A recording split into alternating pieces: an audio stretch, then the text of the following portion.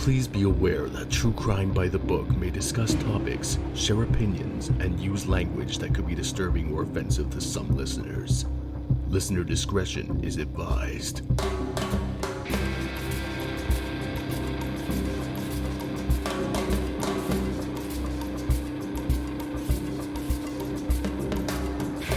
Tidings and salutations, bibliophiles.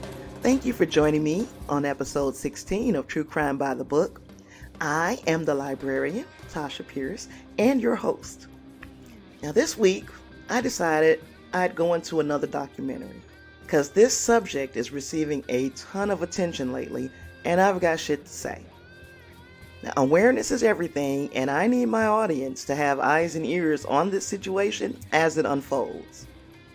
Today, I want to share with you my thoughts on the Oxygen docuseries, The Witnesses. But first, this week I had some new reviews for the podcast. The first was sent by the lovely Sarah K. from Toledo, Ohio. I really appreciate your support, Sarah, and I've got your book suggestion on deck for the near future. It's Murder Up North podcast. Sent a 5-star review from across the pond. I suck at accents. And she has a great show to boot. In fact, you can definitely find her on Apple Podcasts and Spotify. And I get a lot of compliments on my voice. But let me tell you, and I appreciate those compliments, by the way. Thank you, everyone who has sent those very kind words in to me. The host from It's Murder Up North podcast has a very soothing voice. And she kind of puts you at ease when she's talking about like horrific murders and shit. So give her a listen. I'm sure she'll appreciate it. And last but not least, Newbie 2016 has some nice words for me as well. So thanks, Newbie 2016. As for the rest of you, what are you waiting for? Reviews are a huge help to the podcast. It helps to ensure that others are able to find the show, and it also helps me see who's listening. So make this a priority this week. Leave reviews for your favorite podcasters, even if it's not my show, because they will certainly appreciate it. And with that out of the way, let's hop into today's episode. I'm sure that most of us can recall sleeping in on a Saturday morning, worn out from a whole week of whatever, when a sharp knock on the front door stirs you from your dreams. Reluctantly, you get out of bed and you stumble to the window. You look out and see 2 or 3 well-dressed people with briefcases on your steps. They look like they're selling something, and you don't particularly want to buy anything. And one of them spots you peeking out of the window. You don't want to seem rude, so you crack your door just to tell them you're not interested.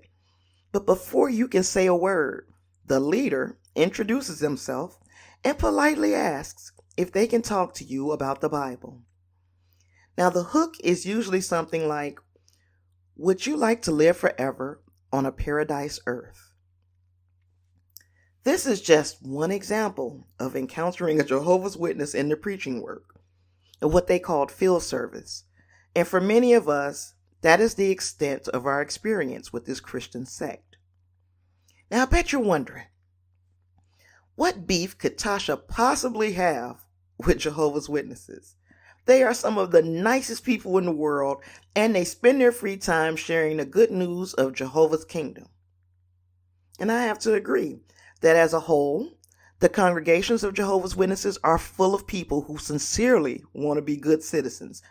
However, there are policies put in place by the governing body of Jehovah's Witnesses and enforced by each congregation's elders that leave the most vulnerable members in danger. Now, the Witnesses places these policies under a microscope, and we hear stories from the former Jehovah's Witnesses that have left them scarred for life. And I'm going to tell you a little bit more about Jehovah's Witnesses and what they believe and how their practices could be considered cult-like. The documentary sheds light on problems that have slid under society's radar because of the secretive and isolated nature of this sect. Now, if you are one of Jehovah's Witnesses and you are a fan or you listen to this show, I'm going to give you an option right now. Option number one, or I'm going to actually give you two options. Option number one would be to listen to this episode. And if I'm getting any of the facts of your religion wrong, call me to the carpet on it. Just call me to task on it because I want to share truthful information. Or number two, and which is probably what the governing body would like for you to do, is not listen to this podcast. Because I would hate to stumble you in your faith. I'm lying. I'm not. I wouldn't hate to stumble you.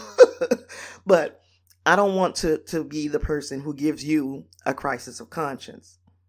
And that's a little Jehovah's Witness wink, wink, nudge, nudge, because Crisis of Conscience is a book that wakes a lot of Jehovah's Witnesses up. And it was written by a former member of the governing body. His name was Raymond Franz. He's since passed away, but he unloaded in this book. Anyway, here you are. I've given you the option to take off right now. Anyone else who's listening, I hope you hear this before you join the Jehovah's Witnesses, or that it helps you to better understand friends or family members who practice this religion. In this documentary, we meet several former Jehovah's Witnesses, beginning with Debbie McDaniel. Now, as a child, her family lived in Houston, Texas, right here where I am, and her dad worked for NASA. That's right, NASA. So he was part of the race for space in the 60s. And if you don't know, the U.S. and the USSR were competing in space exploration. Who would be the first to put a man on the moon? Now, we know who eventually won that battle. It was after this milestone in human history that Debbie's mom was visited by Jehovah's Witnesses in field service. They introduced her to the wonders of Jehovah's kingdom, and she was sold. Now, she shared this good news with her husband, and after studying with the witnesses, the family packed up and moved to Oklahoma to join a congregation. Now, the family had to leave old things behind. That's such as observing holidays like Christmas and Easter, celebrating birthdays, and being a part of, quote unquote, Satan's world. They learned that the entire world was under demonic control. A world meaning anyone who was not a Jehovah's Witness. The only safe place on earth was Jehovah's chosen organization, the Jehovah's Witnesses. Now, this type of isolation is common in cults, and it allows for unthinkable acts to be committed against members. There is a hierarchy in this religion that kind of puts me in the mind of a multi-level marketing business. The bottom tier consists of rank and file witnesses called publishers. The next level are the congregation's elders, who are said to be handpicked by Jehovah himself. Then there are the traveling overseers, who go from congregation to congregation, ensuring that they are following mandates from upper levels. The next tier is branch committees, followed by the highest level, the governing body. So what you have are the publishers, who are just the regular employees, the elders, who are managers, the traveling overseers, those are like area coaches. The branch committee is like upper level management types. And then the CEOs and presidents and all of that of the company would be the governing body. Now, the governing body consists of 8 anointed men. By anointed, Jehovah's Witnesses believe that 144,000 people from 33 AD until like now, only 144,000 people will enter the kingdom of heaven. Everyone else is going to live here on a paradise earth. And that is only after Armageddon comes and Jehovah and his army destroys 99.9% of human beings on the earth currently. And also resurrects people who died prior to Armageddon to give them an opportunity to serve Jehovah. I know. I know. So they are said, these governing body members are said to be guided by Jehovah's Holy Spirit. The entire organization is supposed to be guided by the Bible, their own special translation of the texts called the New World Translation. Now, they also publish companion texts and literature, for example, the Watchtower and Awake magazines, that are to be followed as if they were sent by God Himself. In fact, many witnesses have an extensive library of companion literature that they must keep updated and follow. And by keeping them updated, I mean if a new version of the book comes out, they need to turn in the old version of the book, take the new version of the book, which makes it very, very easy to switch policies and erase history, because nobody would have the old copies of the book to compare to what the book says now. Nobody is asking what these revisions are for. But I digress. These books contain direction on nearly every aspect of everyday life. Now, this creates kind of a hive mentality amongst publishers. Anyone caught thinking or speaking independently of the teachings will be reprimanded or removed. You heard that correctly. If you think the wrong thing, you will be expelled. And they are very good at enforcing this because they turn the members loose on one another. They are encouraged to keep the congregation clean by snitching on each other. If you're caught on the wrong end of this independent thinking conundrum, you could lose privileges, or worse, you could be disfellowshipped. Now, there are a number of sins besides thinking independently that could be a disfellowshipping offense. These include the big ones like adultery and fornication, but there are also weird ones like selling tobacco or participating in yoga. And there's a lot in between. Like, a lot. So you asking me at this point, I'm sure, how is any of this a crime? It's shameful that these people make a choice to live like this, but is it a crime? Is it criminal? Well, why stop and ask then, what about the children? They are in a position that the parents raised them in this organization because they sincerely believe that it is the truth. And that's what they call it. And most cults do.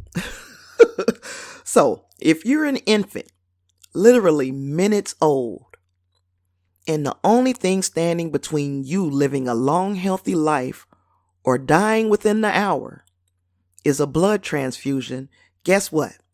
Your parents will choose for you to die. As a Jehovah's Witness, blood transfusions are equal to eating blood. Now, there have been many people that lost their lives because they abstained from taking blood transfusions. It's one thing when these are adults who make these decisions for themselves, and something else entirely when adults are making decisions on behalf of children. But there are a lot of other ways to find yourself on the outside looking in of this religion. And it all starts with a judicial committee presided over by 3 elders. So they'll show you what rule you broke using their Bibles. And they hear your side of the story and then determine if you're being truthful and repentant. Now, once you've been disfellowshipped, because a lot of times that's how that ends, once you've been disfellowshipped, an announcement is made from the podium by the elders. And that goes something like, Tasha Pierce is no longer one of Jehovah's Witnesses. They don't go into why, they just make this announcement. With that, a flip is switched in all witnesses that are in good standing, and they immediately begin to shun the ousted individual. Being disfellowshipped is considered spiritual death, the worst thing that can happen to a witness, because being disfellowshipped means no resurrection to the earthly paradise. It means you will die in Armageddon, just like all of us worldly people on the outside. So this brings me back to Debbie's story.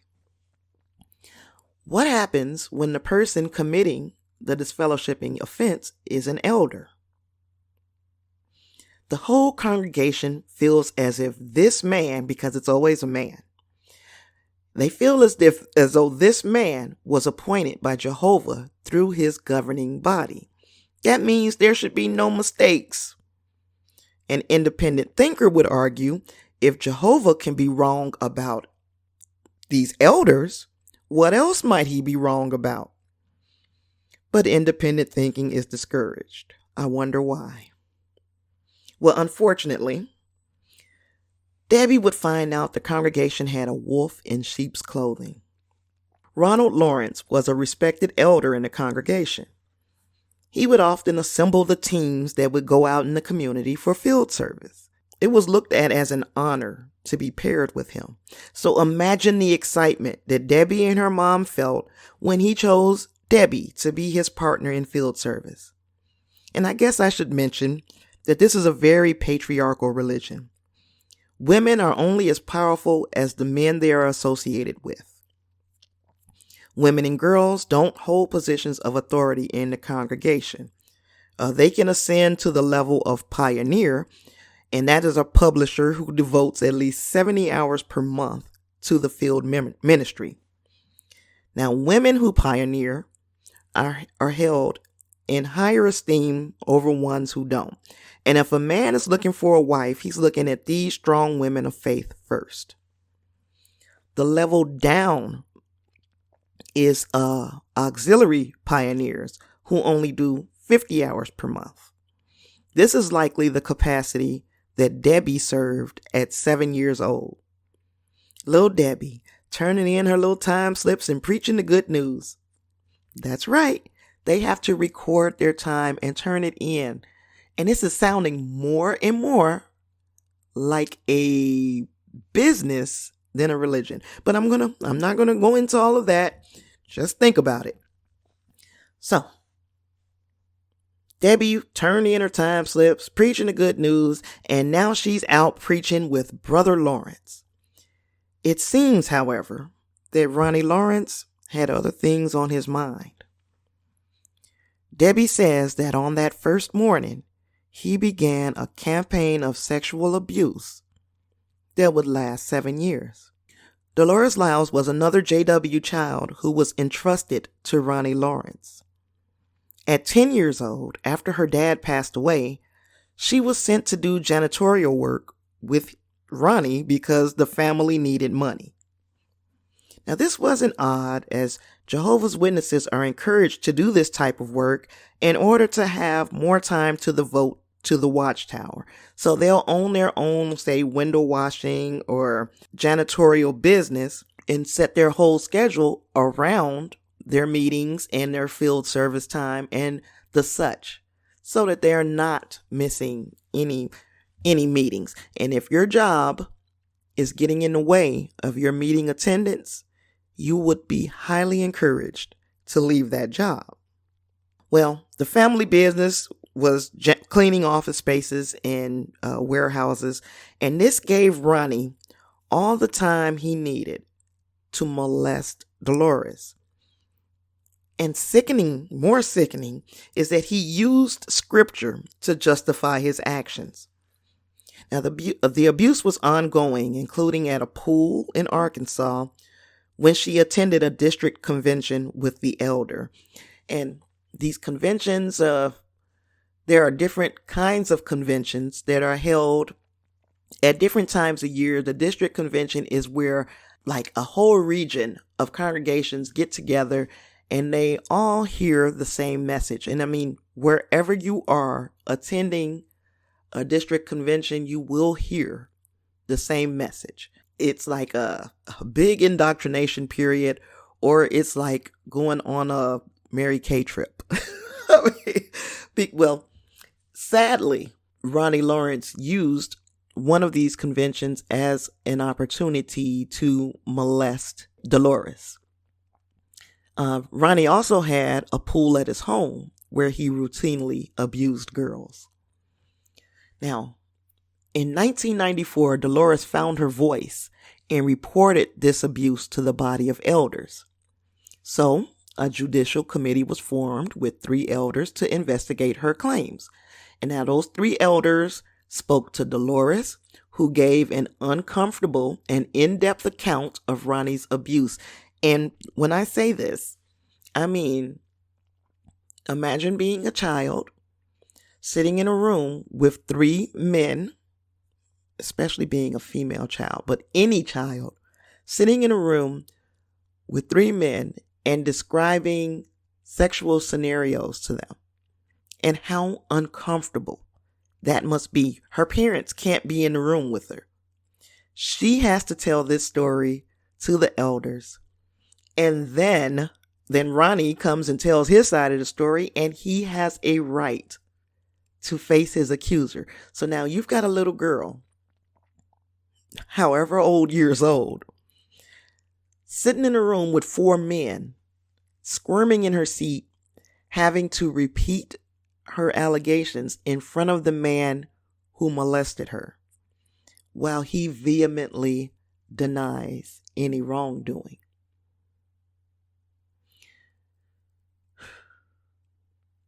Now, the hearing ended with no disciplinary action, and this is where the conduct can and should be considered criminal by the organization.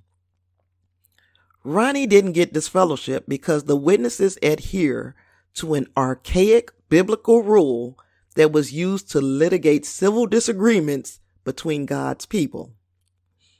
This rule is known to them as the 2-witness rule. Basically, there need to be 2 witnesses to any sin. Now, of course, this is ridiculous. Most child molesters do not keep a second witness around to report their wrongdoings. And in the case of a child against an elder, it was her word versus his. No disciplinary action was taken, and Ronnie was free to molest again.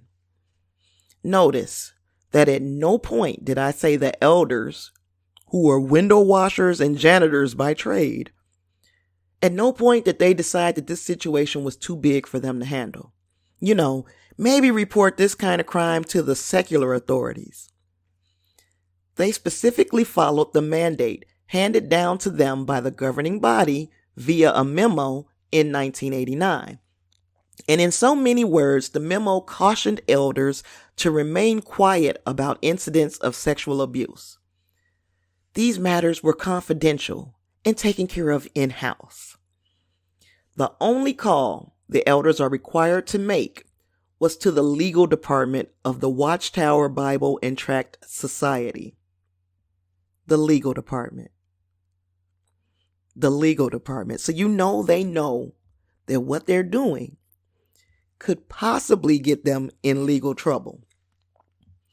Because they didn't have a second witness to this abuse, the elders closed the case and they put many other children in harm's way. They report this to the legal department. They also send pretty much what I would consider a child molester questionnaire. That has to be sent to the branch offices, and it has to be sent in a bright blue envelope so that it stands out amongst everything else, so that they know that this situation involves child sexual abuse. There is no plausible deniability. You got a fucking envelope that is color coded so that you specifically know when you see this color envelope, this is what you're dealing with. Now remember, these are people who go door to door preaching to families. If any one of those families decide to have an ongoing Bible study, they could be inviting a predator into their homes. And this brings us back to Debbie. Dolores caught up with her and asked if she had the same experiences with Ronnie. Now, by this time, Debbie was 29 years old. She was married and had a child of her own. She was a good witness woman. She was also a second witness to Ronnie's conduct. So now they were in the position to bring this monster down. So Debbie reported her abuse, and one of the presiding elders over her judicial committee was her dad. So her testimony, along with Dolores, was credible. Finally, Ronnie stopped lying and took his punishment. He was disfellowshipped.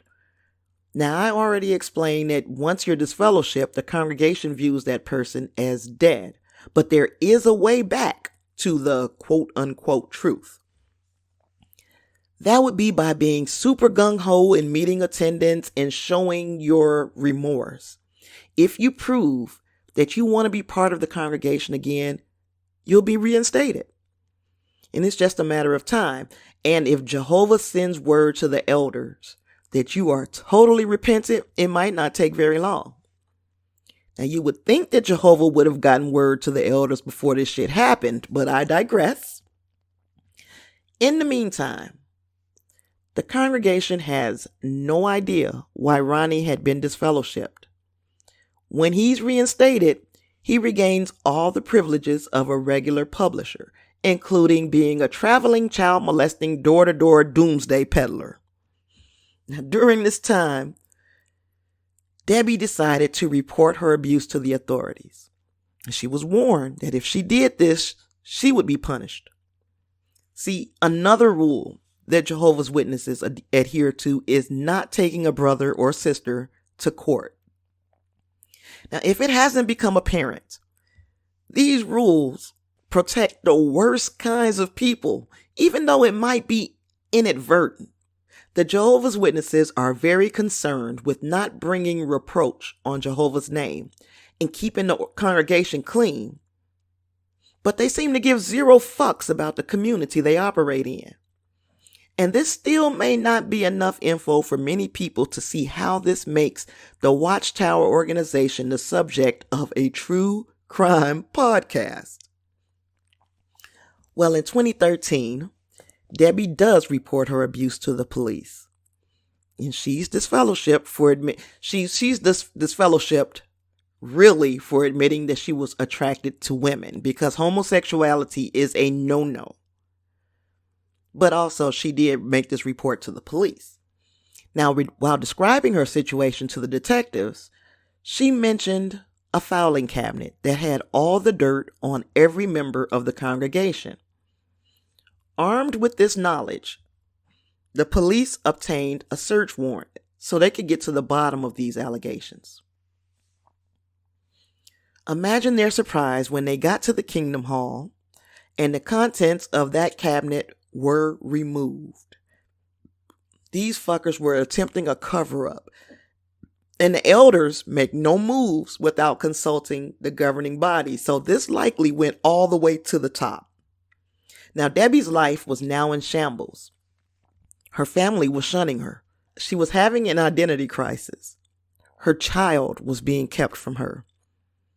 And the congregation's elders were now practicing theocratic warfare. And that's a doctrine that teaches that refusing to cooperate with criminal investigations involving Jehovah's Witnesses is sanctioned by God, because outsiders are not entitled to the truth. Now we're getting into real criminality. Under theocratic warfare, all the nice shit goes out the window. Jehovah's Witnesses are allowed and encouraged to lie to protect their beliefs. Now, the wild card in these situations is PIMO Jehovah's Witnesses. And PIMO is those people who are physically in, mentally out. PIMO. PIMO. They haven't come up with an escape plan that won't turn their whole fucking life upside down. But the indoctrination is wearing off. And it is believed that one of these PIMOs called the police and tipped them to re-execute the search warrant. The police did just that and hit the mother lode. In that once empty filing cabinet, there were documents that not only supported Debbie and Dolores' accusations, there were others. Now, the Jehovah's Witnesses keep meticulous records. Like I said, even the children turn in time slips for how long they were out in field service. So, very meticulous records. The elders from one congregation will send letters of introduction to elders in another congregation to introduce them to publishers who are moving into their area. Now, in this letter, they spell out any problems or issues that came up involving this new congregant. In essence, there's a database that exists which details all the lurid secrets in a member's history with the organization. Then it was learned that an even bigger database that holds each congregation's secrets exists at the Watchtower headquarters in New York. Now, this is a worldwide organization, so imagine the scores of people the Watchtower has intel on. In fact, it has been estimated that worldwide there is information on over 20,000 sexual deviants in the Watchtower organization. 20,000 that have never been reported to the police. Anyway, when Debbie finally had her day in court, she had no support. In fact, the people she once considered friends and family had shown up in full support of her abuser, including her mom and dad. Unfortunately, Ronnie was protected by the statute of limitations. This fucker is protected again, and the charges were dismissed. Debbie had to watch as her family and friends celebrated this victory.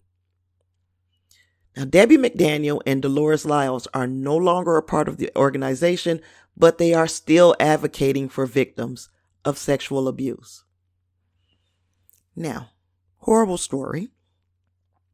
Two horrible stories, actually, because these ladies did their due diligence to have a monster removed from those congregations, and it ended up costing them their families. But that's not it. This, again, is a worldwide situation. In fact, the Jehovah's Witnesses organization in Australia failed to report more than 1,000 alleged sex abusers to the police. And this was an inquiry called the Australian Royal Commission that really did a deep inquiry and a deep dive into these accusations and into what authorities have come to find out about this database. The church itself handled all the cases, some of which date back to the 1950s. One elder told the hearing that notes relating to abuse claims were destroyed so they would not be discovered. So Australia began that national inquiry into child sexual abuse in 2013. And it started with the Catholic Church. And guess who was really talking staunchly against how horrible the Catholic Church was for their sex abuse scandals and how that could not happen in God's one true religion. That's right, the freaking Jehovah's Witnesses. Now, members of the Royal Commission into Institutional Responses to Child Sexual Abuse, whose remit includes religious groups, NGOs, and state care providers, say that more than 4,000 victims had come forward. Angus Stewart, counsel for the commission, said that of 1,006 alleged perpetrators of child sexual abuse identified by the Jehovah's Witness organization, not one was reported by the church to secular authorities. In fact, the church dismissed 401 members following internal abuse hearings, which means 401 people were disfellowshipped, but more than half were later reinstated. One church member, identified only as BCB, gave testimony to the commission saying that she was sexually assaulted by an elder as a teenager and suffered depression as a result. She said, "The abuse changed who I was. It destroyed my confidence and my self-esteem." Now, another woman, given the pseudonym BCG, will give evidence that she was abused by her father, but forced by church authorities to confront him about the allegations. Her father responded by blaming her for seducing him. One Jehovah's Witness elder who handled BCB's complaint, Max Horley, admitted he destroyed notes about her allegations in case they fell into the wrong hands. We do not want our wives knowing our stuff, what sort of things we're dealing with, Mr. Horley told the hearing, adding that they wanted to limit the number of congregation members who knew about it as well. It is customary for them to not inform the congregation that they have a dangerous individual in their midst. What I just previously shared about the Australian Royal Commission was shared by the BBC. Over the past 2 decades, there have been dozens of cases alleging the Watchtower hid or mismanaged allegations of child sexual abuse. And in September 2018, a Montana woman who claimed her elders were ordered not to report her abuse won a $35 million lawsuit. Now, that was later overturned by the Montana Supreme Court, so I'm keeping my eye on that because it's not over till it's over. The Watchtower is currently petitioning the Supreme Court to review another case in California, claiming a database it maintains of alleged molesters is protected by clergy penitent confessional privilege. Now, I'm going to go from that article that I was just sharing with you to jw.org, where the Jehovah's Witnesses on their website tell you what their beliefs are for their organization. And I'm going to read it. We are organized into congregations, each of which is overseen by a body of elders. However, the elders do not form a clergy class and they are unsalaried.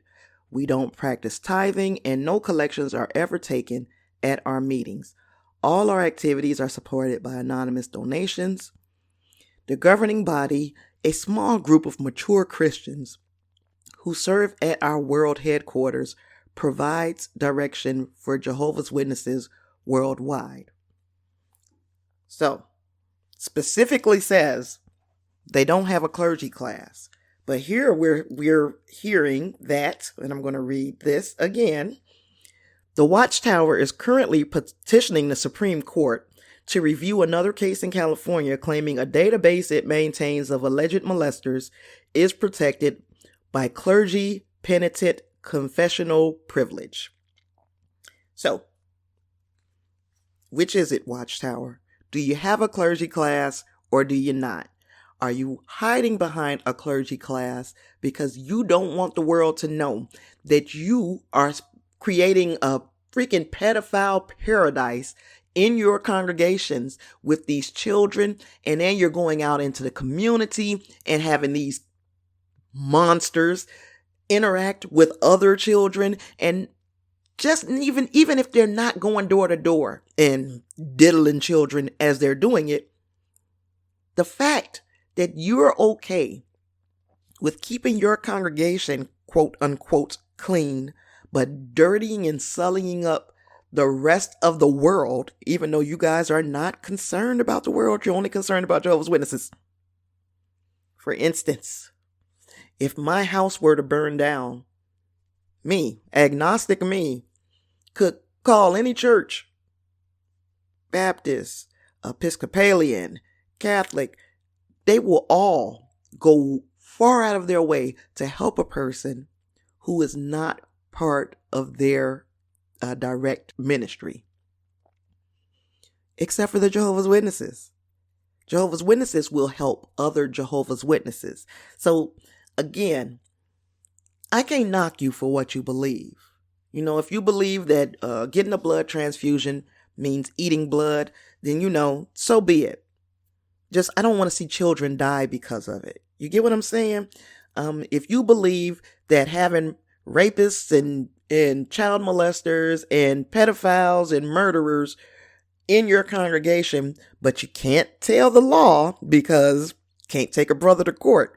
If that's the case, if that's what you guys want, get a goddamn compound and keep your shit there. And I'm sorry, I'm going into cursing. and I tried to do this without cursing, but I feel some type of way about child molestation. I feel some type of way about it, and I don't have any freaking use for a fucking pedophile. I don't have any use for a fucking child molester. You get what I'm saying? And I'm trying not to make this whole thing personal, but I'm telling you, this to me is incredible. Now, the organization is not continuing a steady influx of new members, and I could go into a million different reasons why. I could tell you a whole lot of things right now that would make you say these people are batshit nuts. You know, even starting from 25 years ago, or 26 years ago when I was pregnant, my son's dad is a Jehovah's Witness, and his side of the family were mostly Jehovah's Witnesses, especially during that time. When I announced my pregnancy, my dad told him, gung-ho, hey, if you guys are ready, this is a big step. If you guys are ready for it, I'm all for it. I'm rah, rah, rah, shish, boom, bah. So that was dad. His mother says, why would you guys bring a child into this world knowing that this system is about to end? That was 25 years ago. So they're waiting for this thing they are looking forward to the day that they can say, we were right and you were wrong. In the meantime, all this wrong is going on right under the roof of the Kingdom Hall. So I got issues. I've got problems, and this is not going to sound as scripted and rehearsed and everything that it normally does, because now I'm riffing. There's just so much. I could go on and on. There are so many other cases and different phases of litigation, and I will do my best to stay on top of details as they become available. In the meantime, if you'd like to know more about this wacky cult, there are a lot of great YouTube activists that you should check out. Lloyd Evans from the John Cedars channel, JT and Lady C of XJW Critical Thinkers, and XJW Analyzer should get you started. I'll leave their links on my website, tcbytb.com. I'm TC by TB on all the things. You'll notice I added more than a movie to my title because we do talk about movies and such. Please share with a friend or loved one who may be considering joining this cult, and implore them to do their own research. The witnesses would rather you use their literature to research their religion, but you know that's a whole circle jerk. It's just you can't study something by using that something. If it's the truth, it can stand up to scrutiny. Period. Now please leave ratings and reviews on your platform of choice. I'd love to hear from you. tcbytb@gmail.com, and we're going to get together here real soon to discuss all things true crime. With that, later, bookworms.